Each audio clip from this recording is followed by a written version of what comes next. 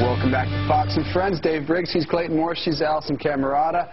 We're going to head to Afghanistan this morning. One of the biggest obstacles in front of the U.S. troops there in Afghanistan is the opium trade. The Taliban is using it to intimidate the population. Joining us from Helmand Province is Geraldo Rivera. Good morning to you, Geraldo. Tell us what you've seen during your days there in Afghanistan.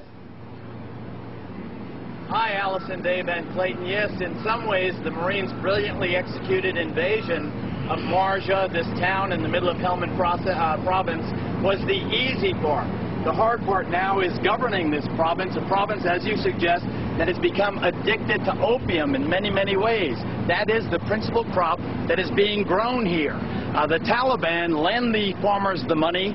They are indebted to the Taliban. They have to grow the opium. Now the Marines, in their success, are in a sense a victim of their success, because now the population is, they have these opium fields, and we are tolerating it. We are tolerating the cultivation of the opium because we know that if we were to destroy it now, the population would turn against the Marines, and it would be a real security risk. Let me introduce Lieutenant Colonel Brian Christmas. He's the commanding officer of the 3rd Battalion, 6th Marines.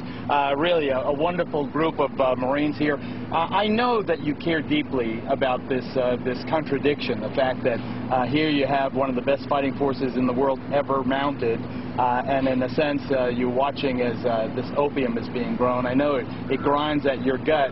How do you deal with it? What are you doing about it? Well, frankly, this is a part of their culture. So while it might grind in my gut, it's what they do. We provide them security, we're providing them resources, and we're providing them alternatives. And the alternatives are different crops to grow. They're getting the seed and the fertilizer to do it. They can rotate any of their crops that they want. If they want to get rid of their wheat and grow cotton for the winter, they can do that, and we're going to help them do it. So the same thing goes for the crop. So you think that, we were at the market, and everywhere we go, they're selling these little devices. Take a shot at this, Greg. They're hand-carved. These are the little devices they use to scrape the opium sap off the plant. And I watched as you bought every one that was for sale because you care so deeply. Why did you do that? I want them off the street. The idea is that we don't want to harvest the poppy. We want to, hopefully turn the poppy over and put some wheat, cotton, watermelon, cucumber. It's all great stuff they grow out here. We just want to see that come to fruition and the poppy just to go away. How do you separate the good guys from the bad guys? I watched that checkpoint you had. The cars are out on the road. That's the good news. The bazaars are coming back to life. That's the good news. But I don't know how in the world you tell a Taliban from a guy who just lives in the neighborhood. You don't. They do. And I'll tell you, the majority of those people are good people. The ones that are bad are really bad, and they've convinced some of the good people to be bad. You can follow that. Bottom line is most of them are on the fence, and it's just a matter of showing them the good, showing them the fact that the Giro government is here.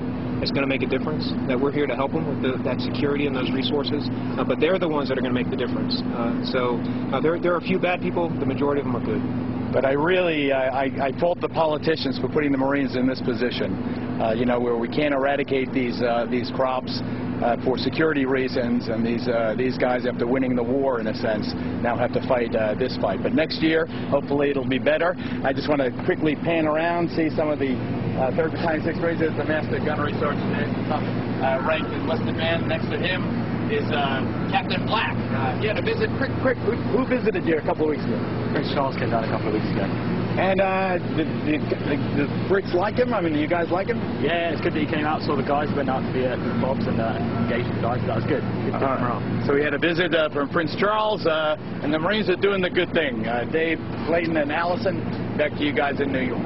Thank you so much, Geraldo. Thanks so much. I mean, he just explains it better than we can ever read in any paper, what a dilemma it is with the opium trade. And they make so much money off the opium per yard there. They make so much money compared to those other crops. So it sounds great in theory, and Geraldo says this predicament that these politicians have put these guys in, they have to tell them, hey, make a lot less money than the heroin you could be making with the poppy. And they can't destroy it. Right. What a difficult position. All right, in the meantime, I do have your headlines for you.